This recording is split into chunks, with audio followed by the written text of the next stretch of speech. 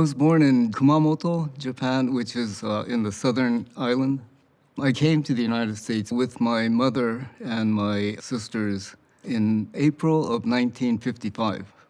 I'm a Buddhist priest. The Rinban of this temple, the Higashi Honganji Los Angeles Betsuin temple. The term Rinban is a Japanese word which means basically to maintain the bell and also the lights. Back in February 25th of last year, we were hit with vandalism. One of our young ministers actually was living here at the time, and he called me and he says there was an intruder, fire in the front of the temple and broken glass, and so we rushed over. We had these two wooden lantern stands, and they were burned to the ground. Brass lanterns that are at the base of our steps, they were thrown over. And then after the perpetrator left, he grabbed a rock and he threw it from the sidewalk and broke one of the big panels. Because of when it happened, everyone basically characterized it as a hate crime.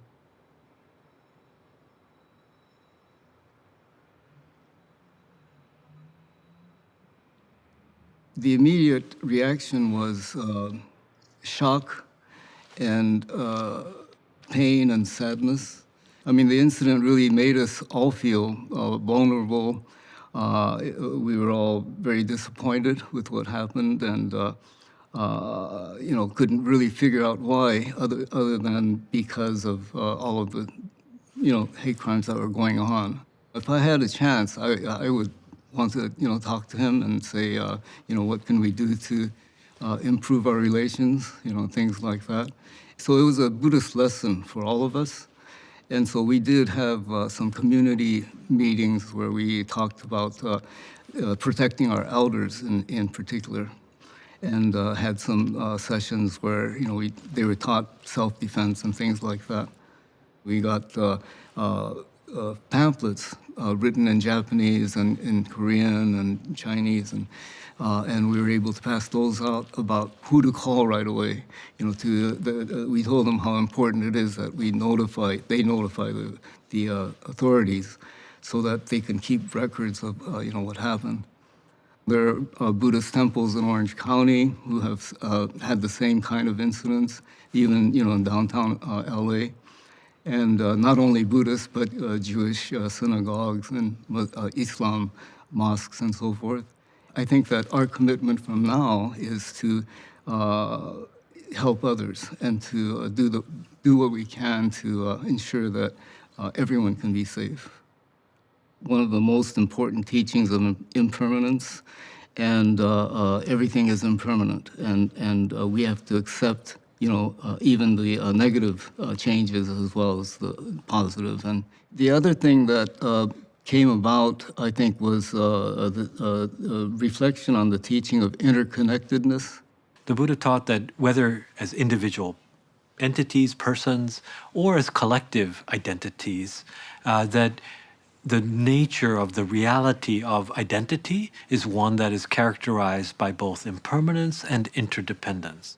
By impermanence, the Buddha was, I think, hinting at the idea that things, dynamically shift and change. When we're in difficult circumstances, when we know that something doesn't last forever, that there is an end to things, that allows us to have some hope or a way to see through to a different kind of future. And so I think that's one kind of way in which impermanence has helped us. And in terms of interdependence, the other idea is that we're not alone. We're not isolated, privatized atoms, but we exist only in interrelationship with each other. Regardless of what race or what religion or where you live, we're all interconnected. And then Buddhism would go even further and say it's not just people who are interconnected, but we're interconnected with all of life. We as humans have the responsibility to take care of the nature that supports us. The challenge that we have is to bring people together, not just on the surface, but really to get to know each other. And you can only do that if you have the opportunity to meet people.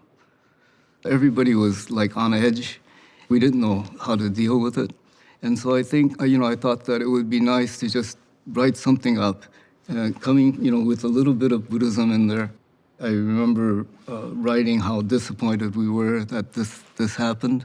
But we, as Buddhists, need to accept the impermanence of life. What is important for us Buddhists is not to keep that hate for a long time and to try to let go, trying to diminish our anger or, to settle ourselves down. I think most Buddhists would turn to meditation. We do chanting, like sutras. You're kind of like just tuned in to the Dharma, to the teachings. Kimyo muryo junyorai, hamu kashi kozo bosai ni jizai se jizai obusho, token shobu jodo hin, kokudo ninden shizen maku konryu mujo shusho gan chohoke udai gusei. It goes on and on. We may not be capable of enlightening ourselves through meditation or through other, difficult practices, but we can attain the same kind of awakening by listening. It's not only listening to our teachers, but listening to all the lessons that life has to give. We are all like human beings living together, but at the same time, we're all different, and that's okay. And so what we need to do is to accept the differences. We can all get along, and we can also learn from them. What Buddhism would say is that it's not only a benefit, in our lives, but it's actually a responsibility. In dealing with the problem, I think there's a lot of growth that takes place. When I started to see these incidents kind of rise in number, what struck me emotionally the most was especially the elders in the community just taking their daily walk on the streets of different urban areas or suburbs or whatever, and experiencing the kind of, this idea of Asians being somehow responsible for the virus or not belonging here in America, and getting spat on or hit or these type of things very, to me, kind of resonated with some of the things I experienced growing up.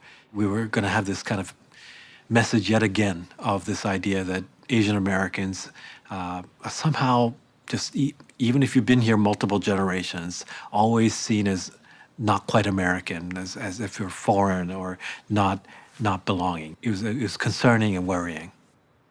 And I think once we heard about Atlanta, some of us who've been thinking about these issues, noting not only these individual incidents, but vandalism of temples and so on, we felt like we should have some kind of Buddhist response. 49 days after the passing of somebody, we believe that spirit of the person kind of moves to a different realm. And so we felt that maybe 49 days after Atlanta, that should be the day that we should assemble.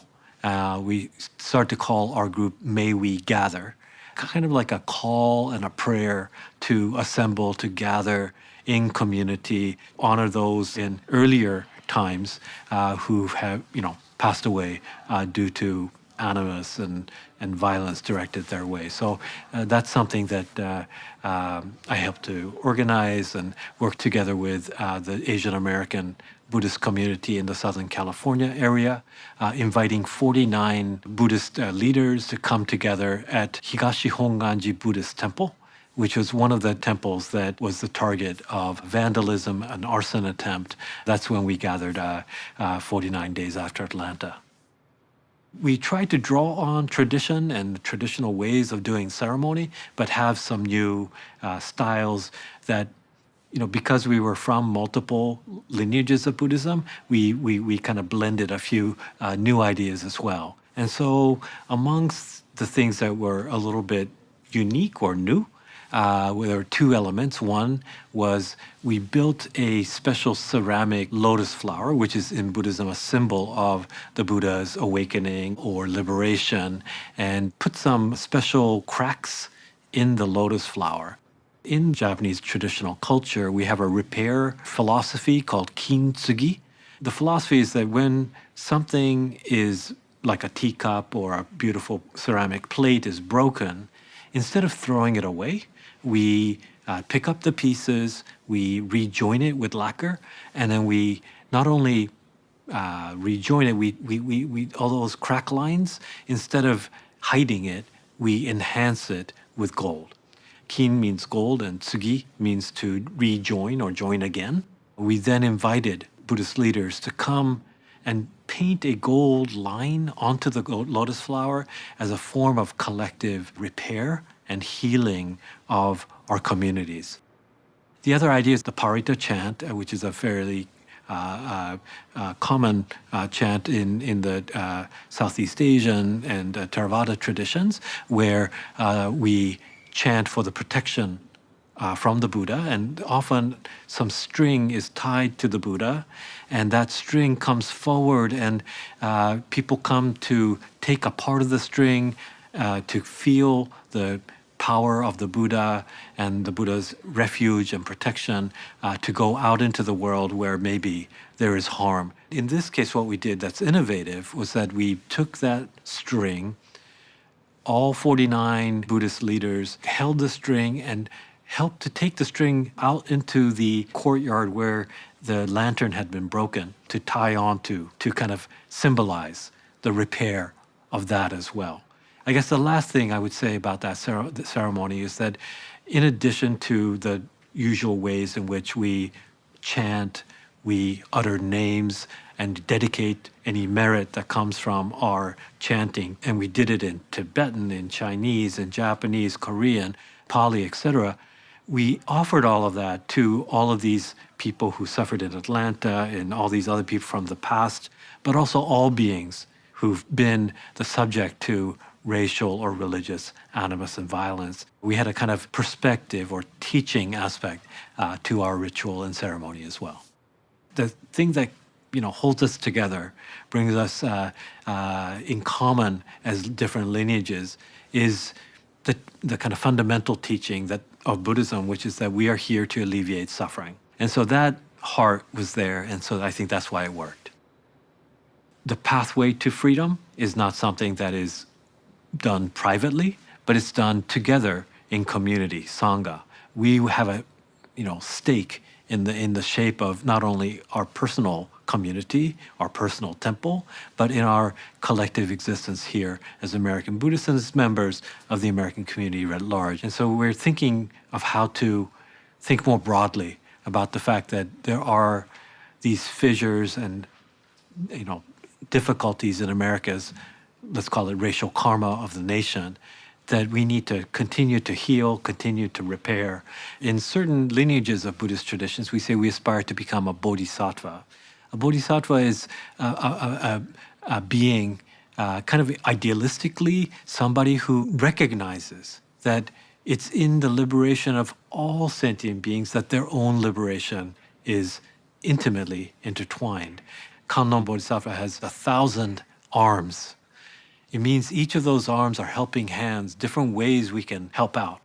If you are, for example, an elderly person that has been hearing all these news reports, is afraid to go out, please contact other members in the Sangha, because there are many people willing to walk with you, go to the store with you, go to the temple with you, car share.